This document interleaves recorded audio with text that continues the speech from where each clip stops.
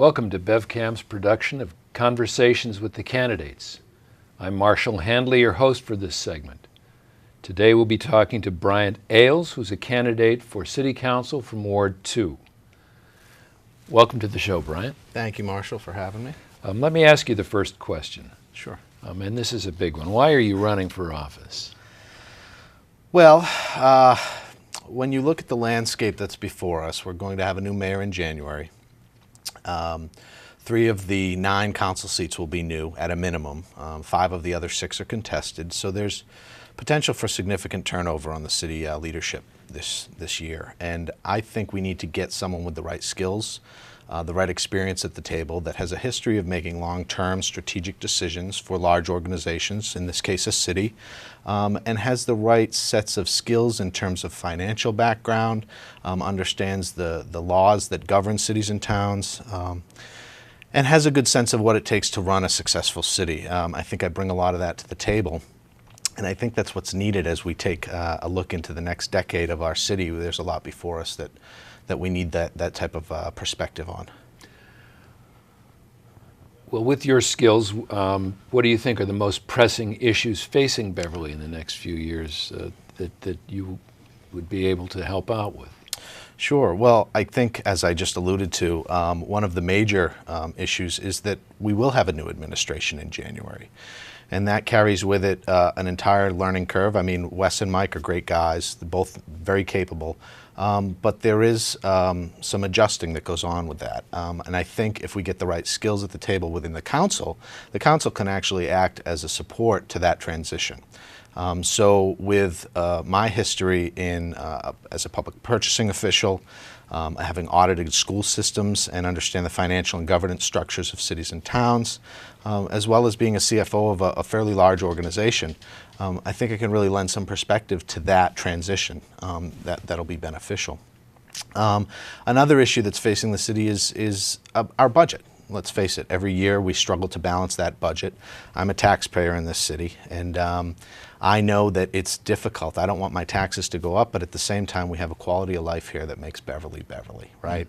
It's the sense of that small town in a city environment, and there are services that are in place to support that feel. But every year when the budget rolls around, there's difficult decisions that need to get made. I've managed very large budgets. The Department of Revenue, for instance, I managed for about 5 years. It's a $250 million budget and 2,000 employees, and we had to make some difficult decisions. But at the end of the day, I think I've got some some creative suggestions, some real concrete ways in which to get creative with the budget and still get the things done we want to do, but still keep taxes low. What would be at the top of your agenda if you are elected?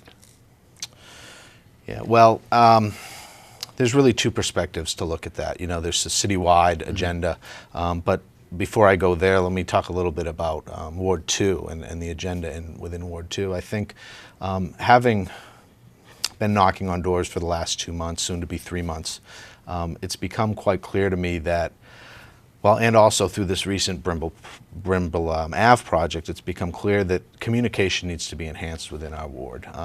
We lack a civic association that years ago was quite vibrant, but has kind of fallen off a little bit. I think we need to get opportunities in place for the neighbors to get their voice heard, and to have some really sometimes difficult discussions about what the issues are facing our ward and how we as a neighborhood want to proceed with that. So on more of a citywide level, certainly one of the first things I would do would be to meet with all the department heads and really get a sense of what their struggles are, what their goals are, and how I could really lend my skills to helping them achieve their goals more efficiently, more effectively, and be a support for them. Okay. How much time do you feel is necessary to do an effective job as a ward councilor? Yeah, a lot. Let's face it, this is no part-time job. I intend to be available 24 hours a day. I mean, it's a day and age where, you know, no one is out of reach of a cell phone or a computer. And one thing I think I will be committed to 100% is anyone who reaches out to me for any information or has a question, I'm going to get back to them within a day and let them know either how I intend to help them, how I intend to support them through a particular process, or whatever the issue might be. But you need to be accessible all the time, you know? Okay. For people who aren't familiar with you, what would you say your style is? My style? Your working style. Well, I'm very collegial. I think as an analyst, I'm an accountant by trade. I went to business school. And so I tend to be an analyst around things. And part of that is collecting information, collecting data. And so I'm really open to input on issues. And then I also feel I'm very approachable. I'm diligent. I'm a hard worker. Okay. The city council and mayor are responsible for making decisions on a roughly $105 million budget. What specific skills do you have, or do you feel that you have, that qualify you to participate in that kind of budgeting process? Yeah, I'm glad you mentioned that. That's actually one of the skill sets I think I bring to the table that is could be extremely beneficial to them. So right out of business school, I began auditing municipalities across the state, and got a good sense of what the financial struggles are of cities and towns to actually reach what they're intending to achieve. Now, you were auditing for whom? I worked for the Division of Local Services, which is the awarding authority for all the local aid in Massachusetts. Oh, okay. And we, in conjunction with the Department of Education, went around and audited specifically school districts. But as part of that, you needed to shed light on the entire governance structure of the city, the town, and their finances. So after that, I went on to the Department of Revenue, like I said, and managed their budget, which is a $250 million budget. I learned very quickly there the value of building strong working relationships with people to get things done. And then from there, I was very fortunate where I was able to take all of those financial skills in government accounting and marry them with a meaningful mission. And I became the CFO of a nonprofit organization that does family support and child abuse prevention. Now, when I came on board as their CFO, it was right before the fiscal crisis hit. And they were an organization that was in transition at the time. So I'm happy to say that through my leadership and through my team's work, we were able to guide that organization through that economic downturn and come out on the other end a lot stronger. And that was through, we did a very thorough competitive analysis of all of our, how we spend all of our resources. And we really took a close look at the effectiveness of what we were doing and really mapped out what the intended outcome was of where we were putting our resources to make sure that we were spending our dollars wisely. So now we're on the other end of that economic downturn, some would say, and we're delivering almost double the services we were at the beginning because we're that effective. And I think those skills are something that the city could benefit from having me at the table with.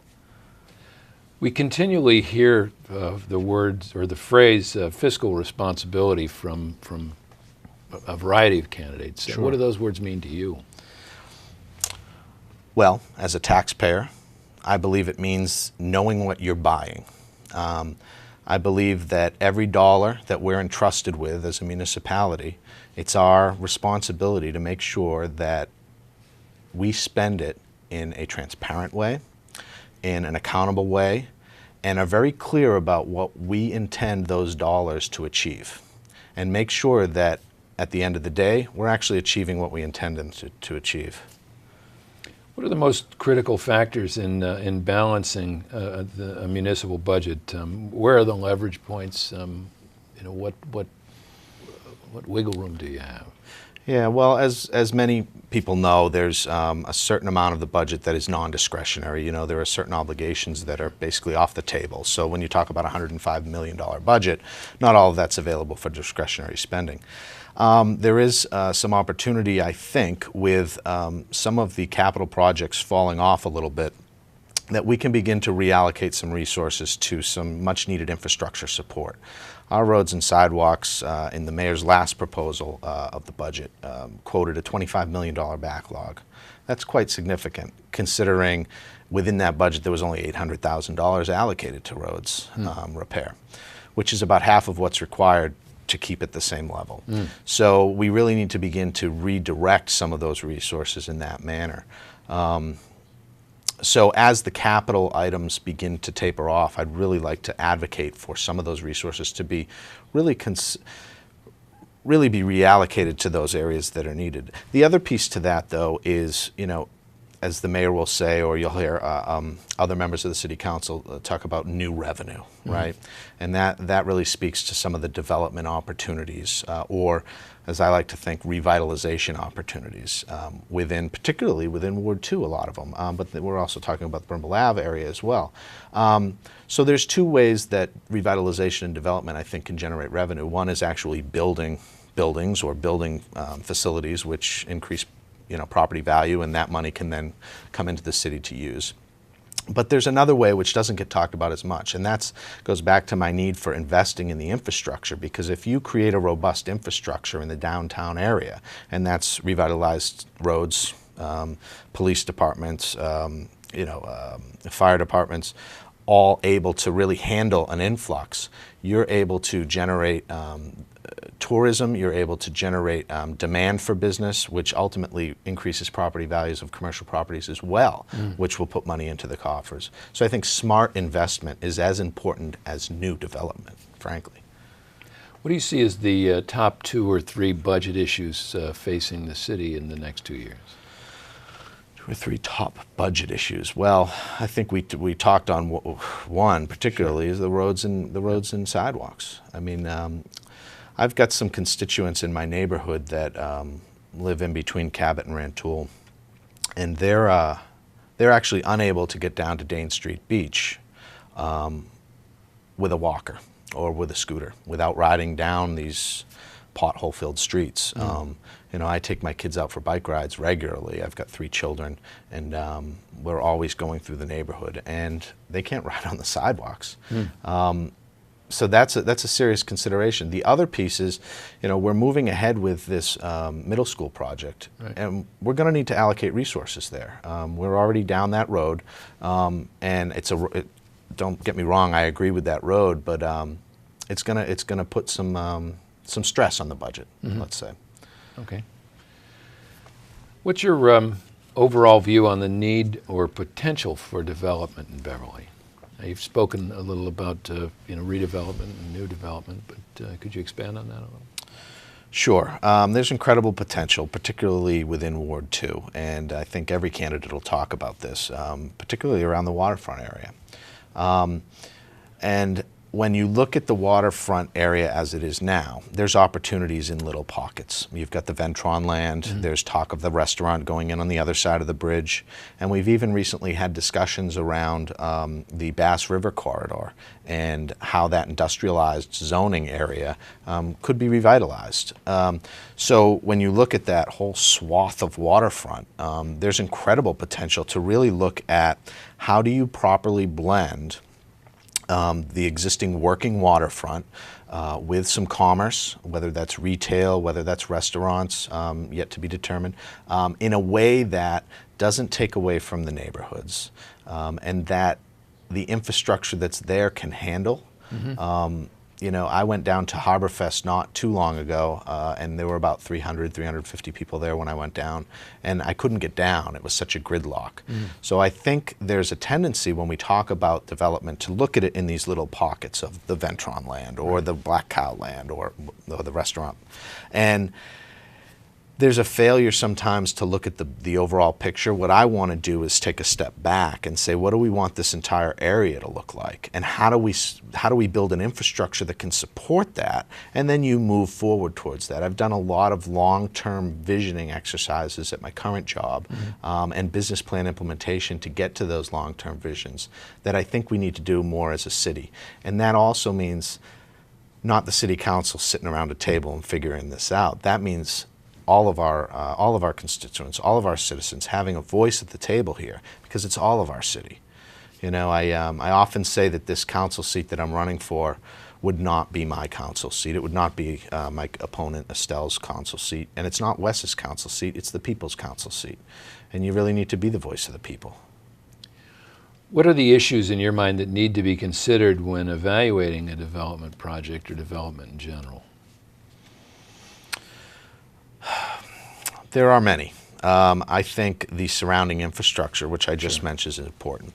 I think the existing neighborhoods that are in the area, the Brimble Ave interchange project proposal is an example of that, where we really should have been a little more thoughtful up front by including some of the neighbors in that process, and I think we might not be at a different outcome, but it certainly would have been a better process.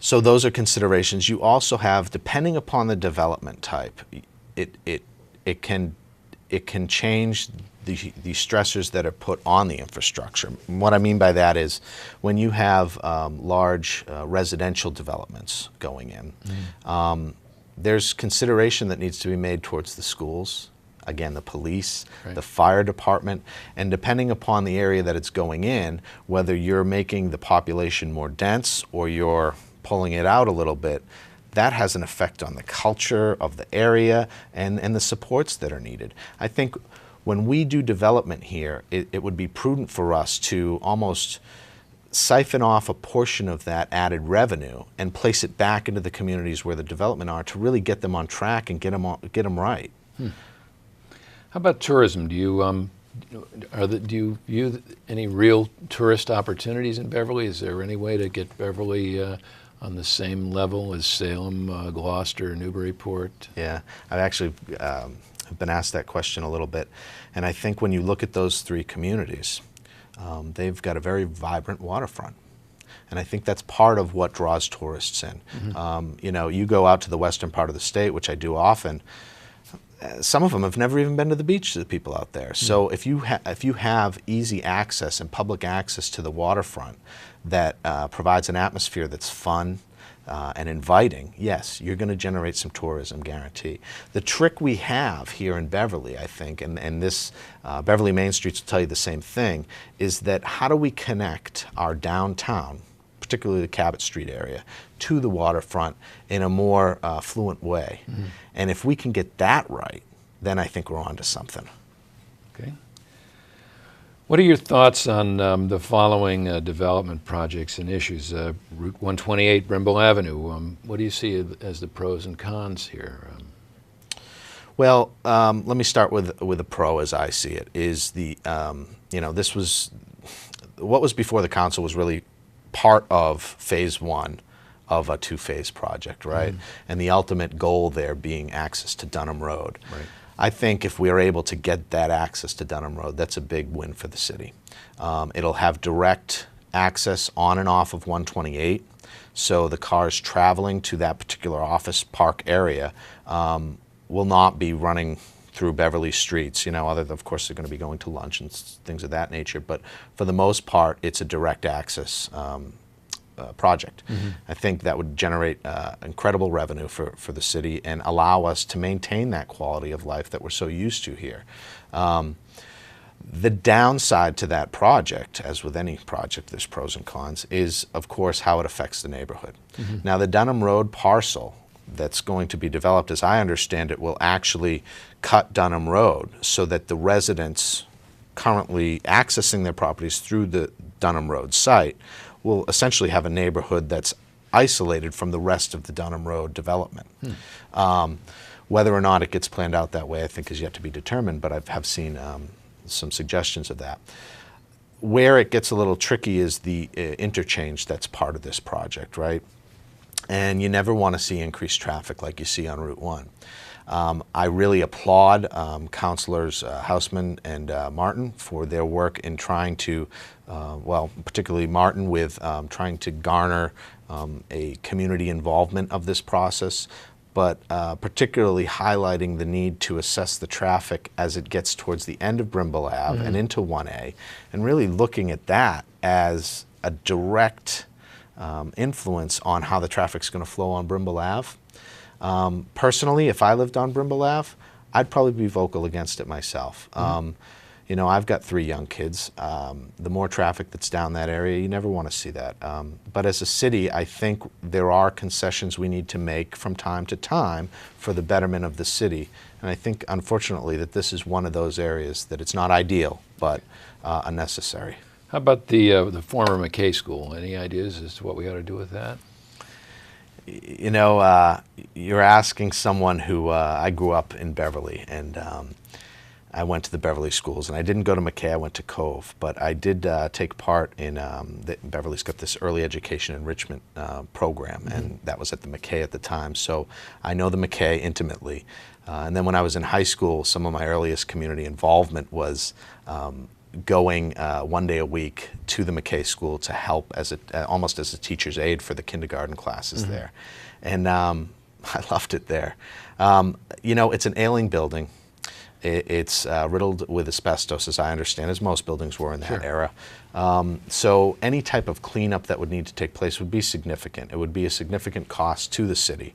I think you really need to put pen to paper and figure out what makes sense financially for the city. If it makes sense to really do some of that construction work and revitalization and utilize that building for some other things within the city, then I say go for it. I'm not one who's going to say, yeah, sell it, get rid of it.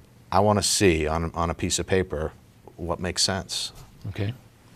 The new fire and police station, we've talked about building one at the Cummings Center for years. What do you think? Where does that come in? Well, I think anyone will tell you that our police station is too small, and yet they're understaffed. So if they were staffed at a level that's appropriate for our population here, I think they would need to move out of City Hall and into a new facility. That's an option. I would certainly explore that option, but again, as an accountant, as an analyst, I would want to see what makes sense financially. And I would also want to listen to the chief and the officers to really see, would that impact their ability to deliver good service if they were located there. Okay. The waterfront, you've talked about involving the interested parties in the waterfront. Who do you think really has a voice or should have a voice in that discussion?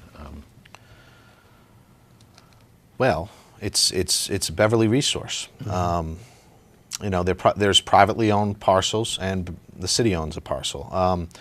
So certainly the neighborhoods of that area need to have a voice at the table. They're the ones that are have potential to lose their parking spaces on street. They're the ones that are going to have the cars coming down their roads.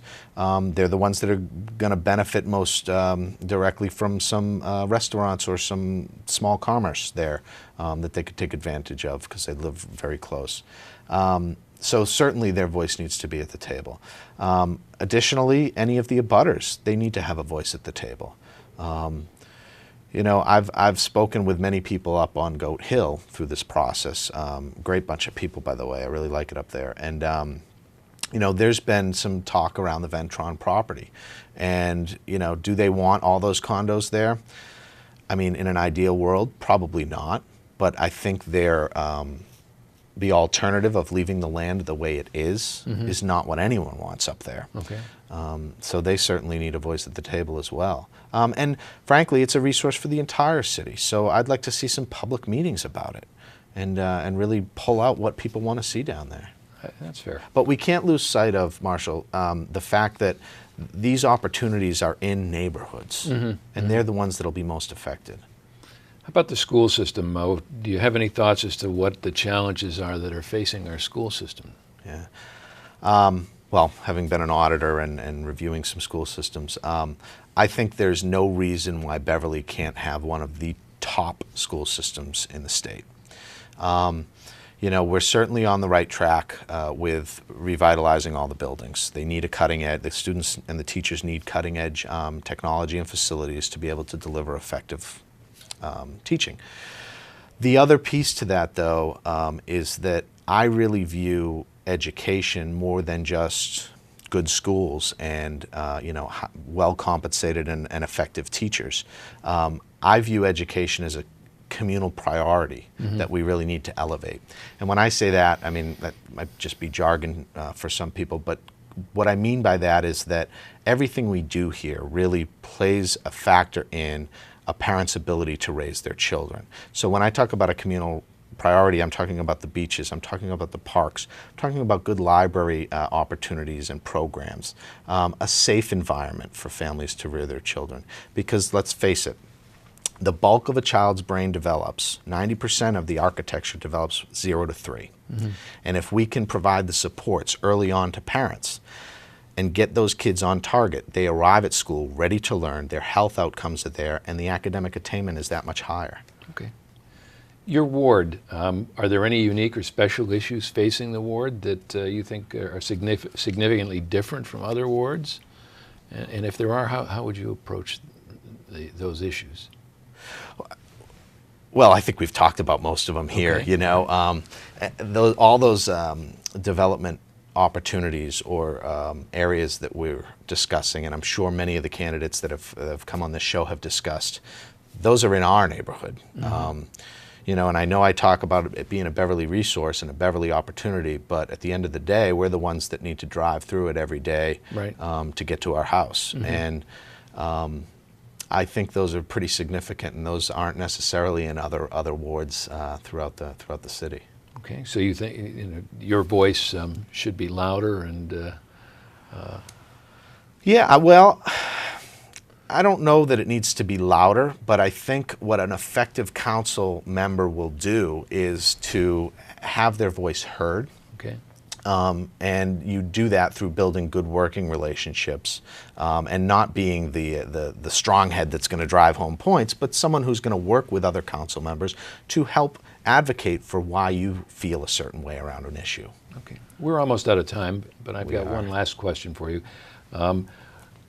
What would you answer to viewers who ask, why would I vote for you? Why should I entrust the management of the city to you? And if you just take your time, and you can use the remaining time to answer that. If you Thanks. Wow, time flies. Yeah. I think there's two parts to this, and when you look at what a council member is for a neighborhood, I said earlier it's the voice of the neighborhood, and that's first and foremost. I've been an advocate for children and families issues at the state level for over 8 years. I know how to work and build relationships and get things done. I've done it. And I would want to do that for my neighbors and my neighborhood. I've got a perspective that's beneficial. I've grown up in Beverly. I know what it was like, and I know what it's like now. And I think that I could be a very influential voice on the council for our neighborhood. Mm-hmm. So that's one piece of it. But what sometimes gets lost is that there's more of a management role that the council does do. Mm-hmm. You're overseeing budgets. I've got a very lengthy background in finances at the government level, so I understand federal finance, I understand municipal finance, I understand state finance, and I was a CFO of a nonprofit, so I understand all those components. So when you look at that skill set to help manage the city, it's a win for the city, I think. And another piece is you're dealing with legal issues all the time, whether it's zoning regulations, ordinances, and you know, I live in a world where Mass general laws I'm reviewing every single day. In fact, my organization doesn't have a general counsel, so every legal issue gets filtered through me, and we either outsource it if it's something I can't handle, or something I can handle, I'll make a decision. So I think you need to look at it in two parts: the advocacy piece and the voice of the people, but also the skills that you bring to the table to manage the city. Okay. Well, that's about all the time we have. We'd like to thank our guest, Bryant Ayles, who's running for Ward 2 City Council. Thank you again for coming. Thanks, my name is Marshall Handley, and on behalf of BevCam, thank you all for joining us.